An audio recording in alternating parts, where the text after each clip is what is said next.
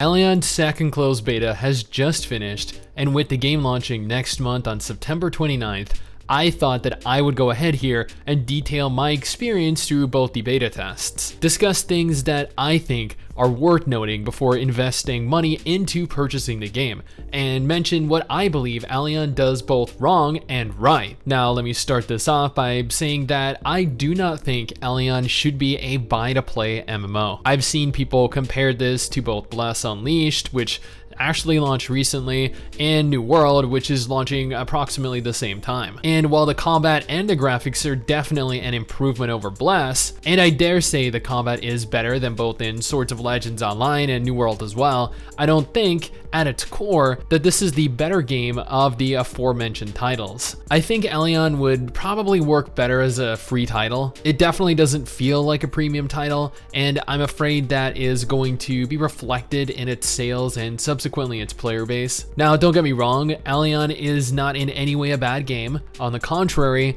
it's actually a very fun game from what I've played, but I would not pay $40 to play it. Just like I would not pay $40 to play something like Fly Forbes Secret World Legends, even though I have had fun personally in both of those titles in the past. Elyon features a large open world. There are no loading screens separating any of it.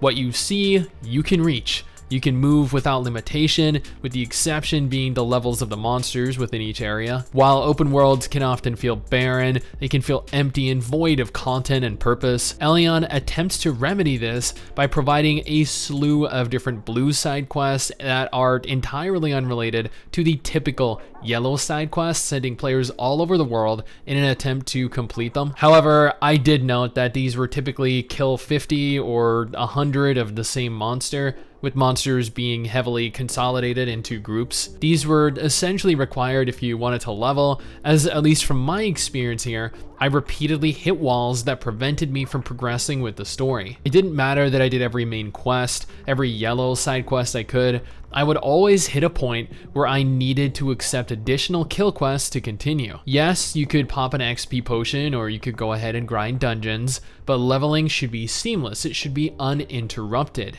It should be an experience that you can tackle at your own pace. You shouldn't be required to just stop and grind content that is absolutely irrelevant to the leveling process. This made leveling much more of an arduous process than I would have otherwise liked. Speaking of leveling, a large part of MMOs, at least to me, is the PvE experience. And PvE typically involves dungeons and raids. Dungeons in Elyon all the way up to level approximately 40, if my memory serves, are entirely solo, meaning that you are not required to group up with other players until that point.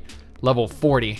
That is a large percentage of the game already gone, already experienced by that point. As an MMO, if you are actively discouraging players from participating in content together, if you are purposefully forcing them apart, you are losing out on, you are missing a core facet of what makes your game an MMO, and that was highly disappointing for us. Our group wanted to do content together, and other than grinding in the overworld, we just couldn't. There was no purpose to having a group other than to make killing monsters a little easier, a little faster. Now, thankfully, the action combat does cushion the impact of being required to grind a little due to not only how fast it can be at times, but also by how impressive the special effects look overall. This is the single area that I believe Elyon really excels. While other games like Swords of Legends Online provide a better leveling experience, and New World provided a better PvE experience, Elyon really captures that action combat feeling better than any other title launching this year. Thus far, Mrs. Steaks and I have tested the Elementalist, the Mystic, and the brand new Slayer classes. As a mage main, the Elementalist felt absolutely fantastic. Being given the freedom to aim your abilities is a completely different experience in a video game. I love tab target games, don't get me wrong, but the difficulty, the challenge of successfully landing your attacks provides a different type of satisfaction. This was less so the case when we were playing the new Slayer class, unfortunately, as I do feel as though while the mage classes were incredibly fun, the melee, or at the very least the Slayer, felt slower and significantly clunkier. Watching my Slayer fumble her way around enemies with me attempting to repeatedly land hits that just flung me right past them got old.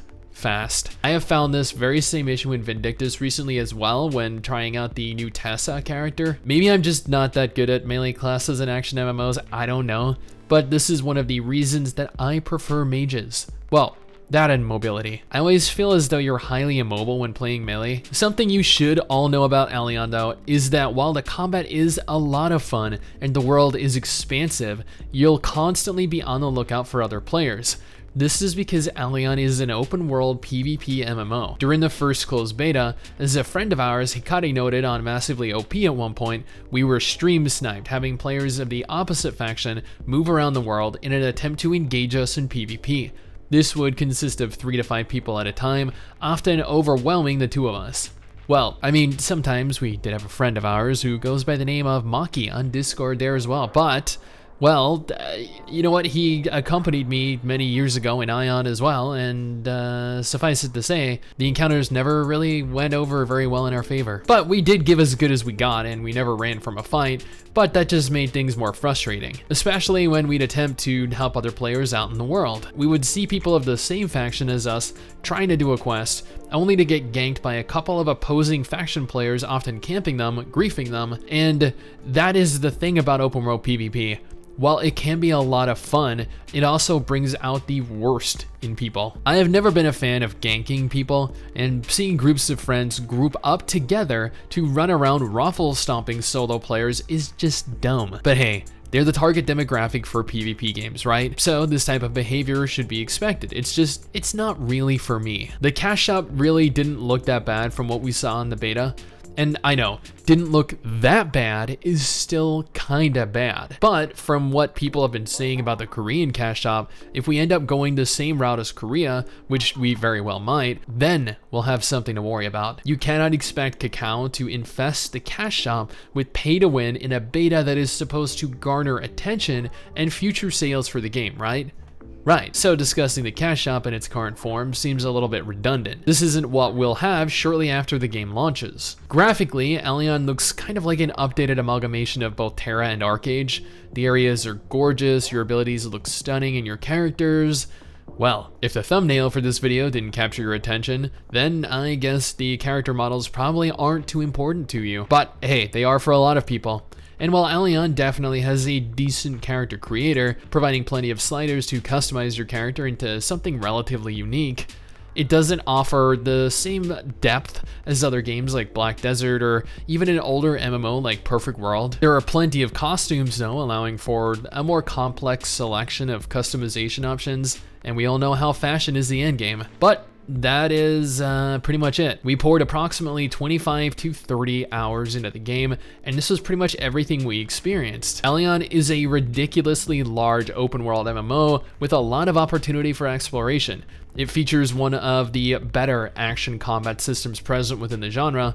It looks gorgeous, and it actually runs very well, even on Unreal Engine 3. Open world PvP makes attempting to do anything in the open world more difficult than it would otherwise need to be. The Unreal Engine 3 engine is going to highly inhibit the potential for the game. Level gating the story behind arduous grinds is an absolutely atrocious model, discouraging players from participating in group content such as dungeons in favor of solo play is very anti-MMO. The Korean cash shop leaves little in the way for future potential equality and balance among whales and normal players, and the $40 price tag is just far from worth it. Ultimately, Elyon is a perfectly passable MMORPG.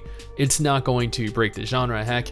Given that it's launching at roughly the same time as New World, I feared that the game is going to end up highly overlooked, which means that there will likely be nobody actually playing the game in the long term. And if you think about it, will probably result in the game going free to play shortly after. Now, I don't think the combat, which is by far the game's main selling point, in my opinion, is enough to warrant a purchase of the title. And with how much of a grind the game turned out to be, along with the forced PvP, I feel as though this will likely end up being a hard pass for most players. Someday soon, I'm gonna make it.